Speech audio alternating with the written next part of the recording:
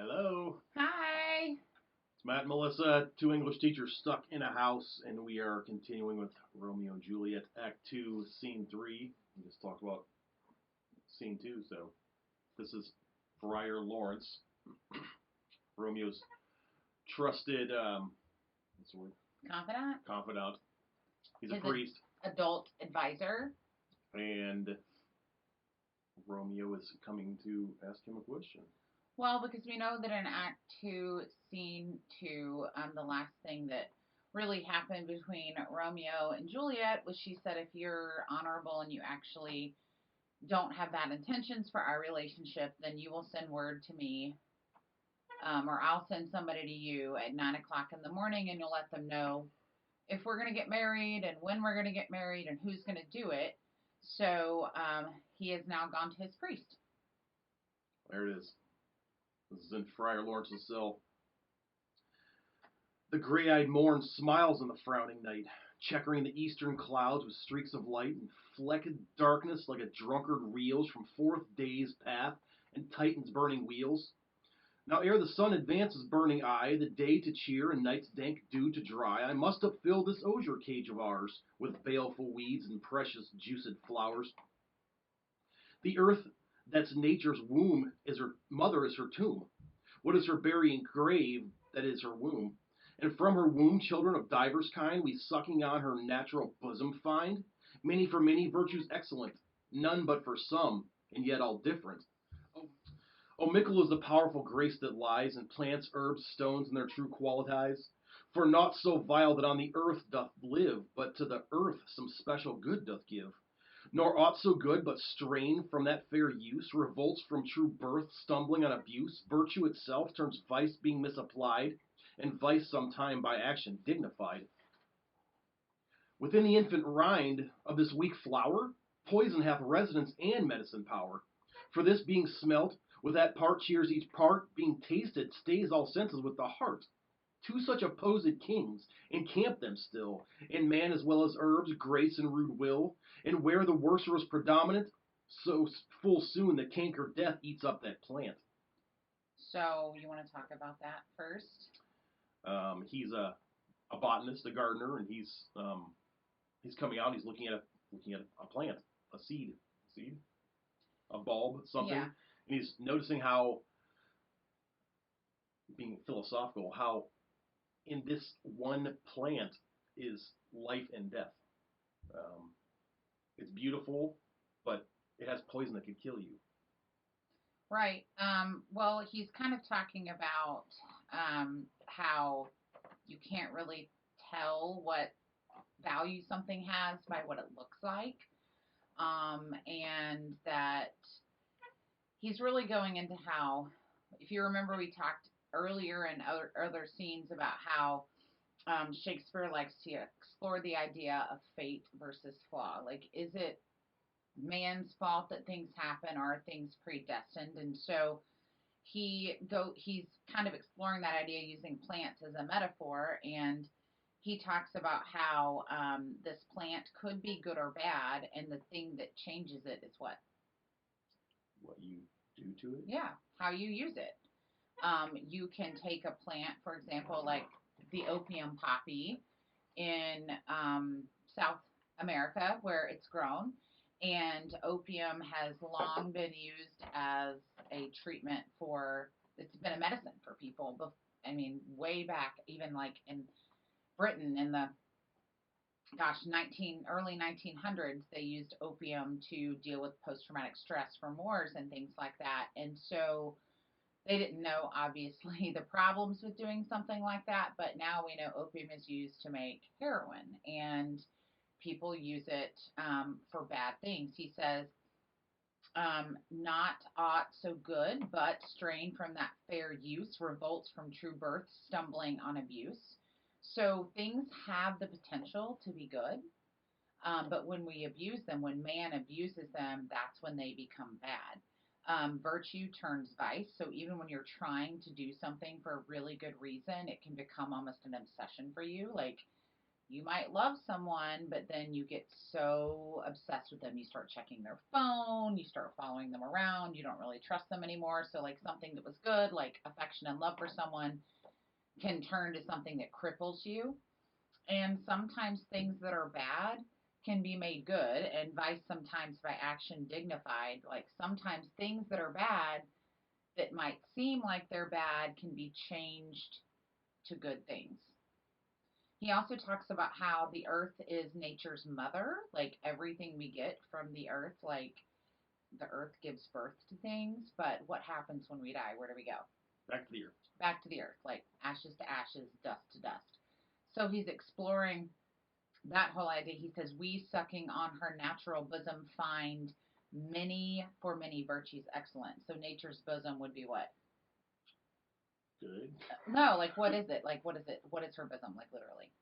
The soil. The soil. Like you can grow plants from the earth, and that, the earth provides us what we need. So he's really just kind of having this moment here. At the very end, when he's talking about things being poison or medicine, that I think something can look good on the outside, can be a beautiful flower, like white oleander, and then when you burn it or you taste it, what happens?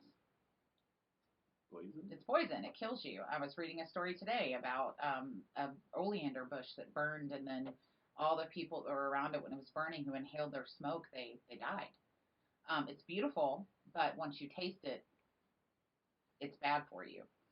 And so I mean, this obviously relates to Romeo and Juliet and their relationship. You want to talk about that? No. What? Well, why does Romeo first find himself attracted to Juliet? Because she burns like a flame. Yes, but he sees her, right?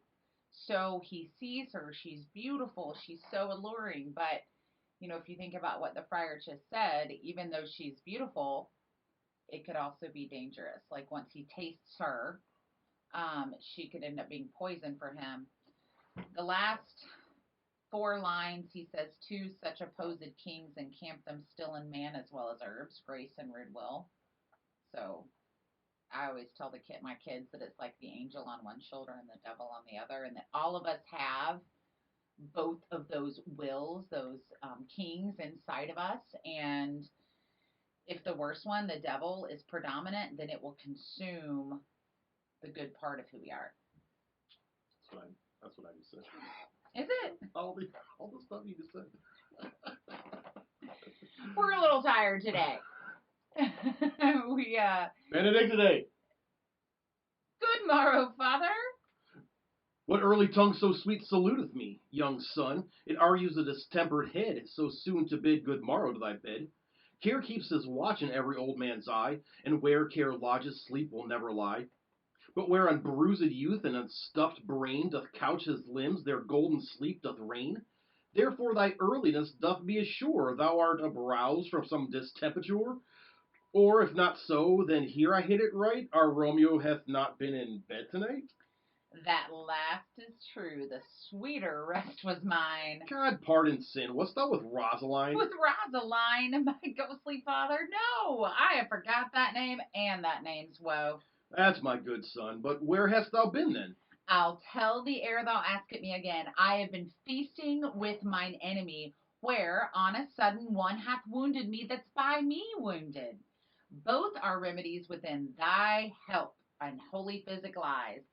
I bear no hatred, blessed man, for lo, my intercession likewise steads my foe. Be plain, good son, and homely in thy drift. Riddling confession finds but riddling shrift. Then plainly know my heart's dear love is set on the fair daughter of rich Capulet, as mine on hers, so hers is set on mine, and all combined, save what thou must combine by holy marriage.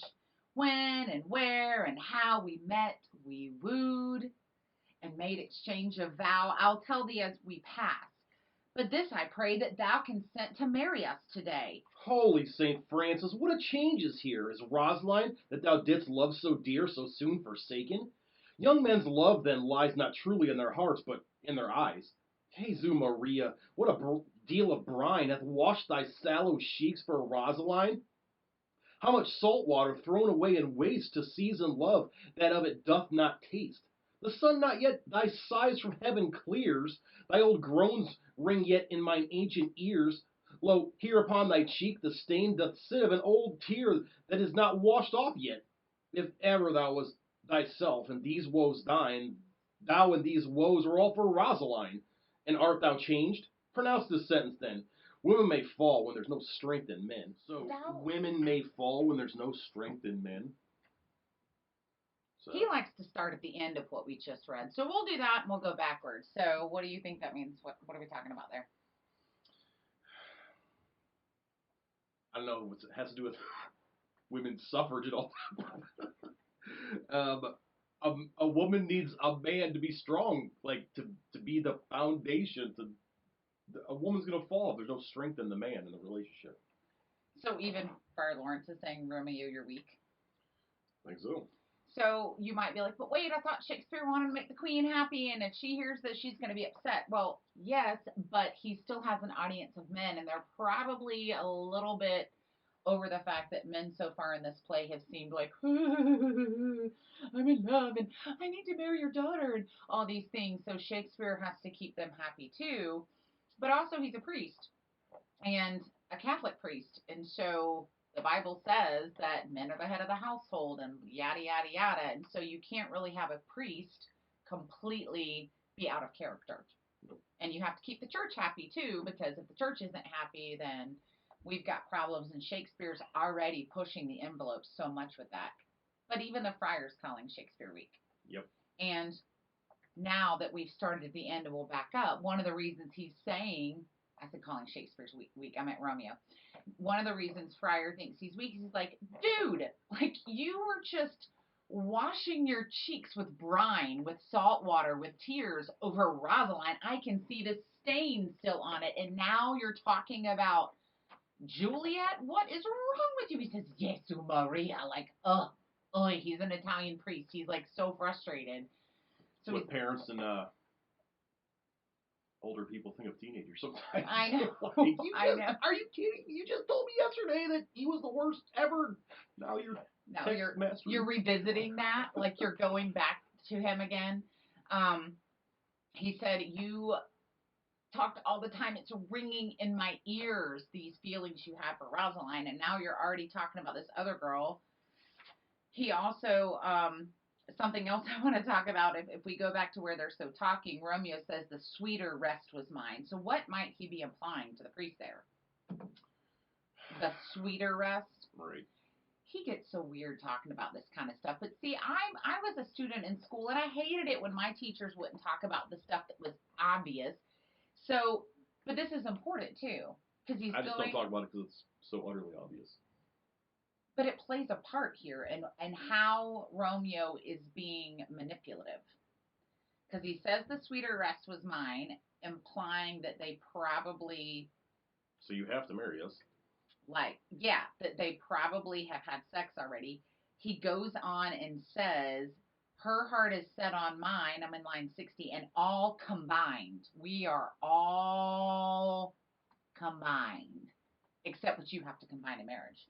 So he's manipulating the friar here, in a way. We'll finish the last bit of the scene, and we'll talk about how he's manipulating her. So the last thing the friar says is, women may fall when there's no strength in men. Thou chidest me off for loving Rosaline. For doting, not for loving, people mind. And badst me bury love. Not in a grave to lay one in, another out to have. I pray thee, chide me not. Her I love now doth grace for grace and love for love allow. The other did not so. Oh, she knew well thy love did read by rote that could not spell. But come, young waverer, come go with me. In one respect I'll thy assistant be. For this alliance may so happy prove to turn your household's rancor to pure love. Oh, let us hence, I stand on sudden haste. Wisely and slow they stumble that run fast. So the friar agrees to marry them. His spoken reason is because I'm going to turn your household's rancor to pure love. Rancor is like hatred. So he's like, maybe if I marry you guys, it'll finally stop the Capulets and the Montagues from fighting. Which as a priest, the priest of the town, he needs to do whatever he can to bring peace to the city. And so he feels this moral obligation to do it. Going back to what we said before, if he thinks Romeo and Juliet have already had sex, then she could be pregnant. They didn't have birth control back then. I mean, kind of had to infer that pregnancy was going to occur, and the last thing he would want is Juliet to be married or to be pregnant and not be married. So, in a way, morally, he also feels like he is preventing further sin from occurring because he knows these two are going to probably shack up and he's got to help prevent them from sinning under God. So, And then wisely and slow, they stumble to run fast. One of Romeo's characteristics is his rashness.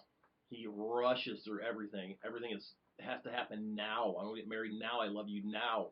I want Rosaline now. So the priest is warning him, slow down. It's wise to slow down.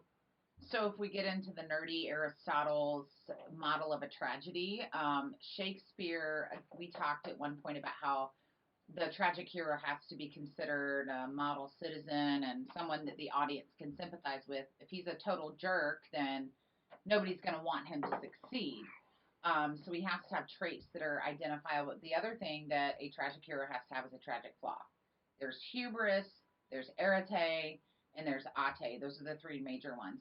Ate means impetuousness. We define that early on in the play, like not considering the ramifications of your choices. And so Aristotle and all of the tragedies that follow his model, the tragic hero has multiple warnings related to his tragic flaw and chooses not to heed them. But again, is a flaw something you can choose to ignore? If someone is inherently spontaneous and reckless, is it something they can really curb and stifle? Might not even know you're doing it. Might not even know you're doing it.